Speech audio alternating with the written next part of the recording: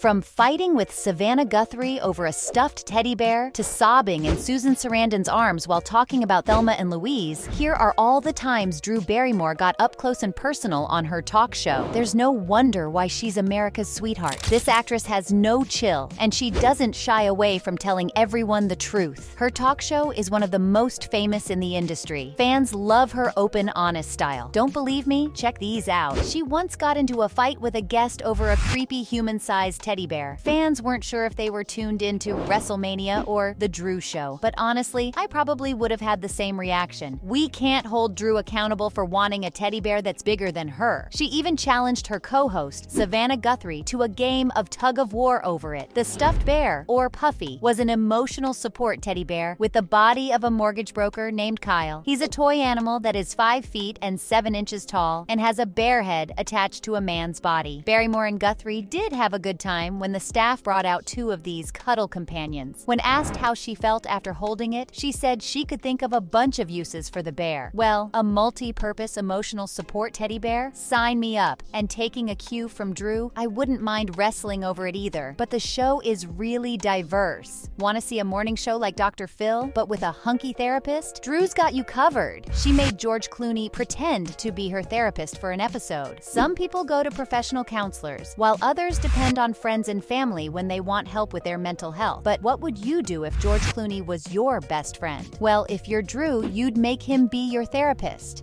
He helped the Charlie's Angel actress with her love life. She told Clooney that she had gotten drunk on the set of Confessions of a Dangerous Mind and made out with his best friend Waldo. She also said that she had never been in a relationship with Clooney or Sam Rockwell, 2 of her closest friends and the hottest people in the industry. Clooney teased fans by saying, "That's what she says." The host told her friend that she thinks of him as her safe haven and would never try and ruin that by being romantically involved with him. She also told him that she wishes she could hang out with Adam Sandler again because they always have a great time together, although she's never been romantically involved with him either. The Ocean's 11 actor asked the host to lie down on the floor and talk about her feelings. Of course, Barrymore agreed, and the rest of the interview was just super sweet, with the 2 talking about friendships and relationships in the most wholesome way possible. The rom-com queen and Oscar-winning actor tugged at our heartstrings for an entire episode, but things aren't always smooth sailing on The Drew Show. She once got into a fight with Camila Cabello. The cooking segments on the show are amazing, and all of them are so funny, but the one with Camila takes the cake. While the 2 were baking together, Drew kept getting some basic measurements wrong while handing them to the singer, and the show's producer had to yell at her through the earpiece. The Scream actress apologized and told fans that she just doesn't know how to bake. She couldn't make a simple chocolate cake with a pop star, but it was okay. Cabello was kind of a good sport about it, but she looked like she was getting annoyed with the host's antics. Even the cake batter didn't look like it was having a good time. It was a sad liquidly mixture that resembled a very dark soup. Well, we can be sure of one thing: there's never a dull moment on the Drew Barrymore show. And one of the highlights of her show are all the interviews she conducts on the floor. I wish I was making this stuff up. I'm really not. In recent interviews, Lea Michele and Regina Hall both talked about Drew's attempts to make the show feel more like a family.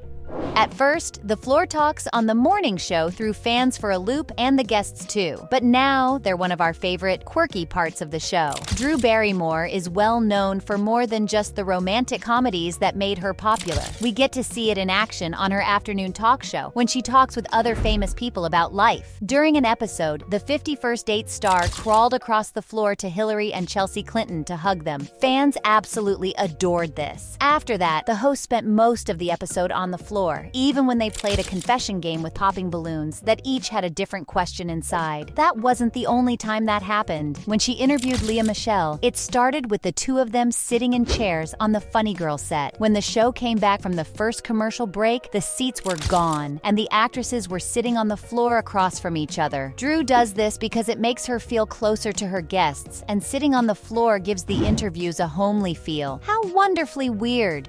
But maybe not as weird as someone calling Adam Sandler their soulmate. Well, she called him her cinematic soulmate, but still, the super funny actor doesn't strike us as the most romantic person. Not if you've seen 50 First Dates, though. You're the girl of my dreams, and apparently I'm the man of yours.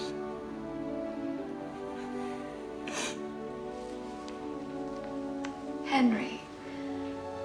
Barrymore and Sandler played a couple in a 2004 romantic comedy, and just to give us the reunion we never knew we needed, they got back together for a special segment on the first episode of Barrymore's talk show. In the movie, Drew played Lucy, an art teacher who has frontotemporal amnesia because of a car accident she was in many years ago. This means that every morning after October 13th, the day of her accident, she wakes up not knowing what happened the day before. One morning, she meets Henry, a certified ladies' man, and they fall in love, but she doesn't remember him the next day. The adorable Henry does his best to make her remember, but her memory resets. Although by the end, they do get married and have a kid. The two actors stepped back into their iconic roles for the segment, and it was one of the most adorable things ever. Drew said that this must be on their 5,000th date together, and so far everything has been great. It was just adorable, and fans got to see the two actors up close and personal once again. Drew does have a way of getting into everyone's hearts, and even her guests can't seem to keep themselves from falling for her charms. Just like the Emily in Paris star, Lucien Laviscount, the gorgeous actor who plays Alfie on the Netflix show, surprised the actress with a lot of praise while he was on the Drew Barrymore show. When Drew said that Darth Vader was her first crush as a child, it made everyone on the set of Emily in Paris cringe. But the British actor didn't miss the opportunity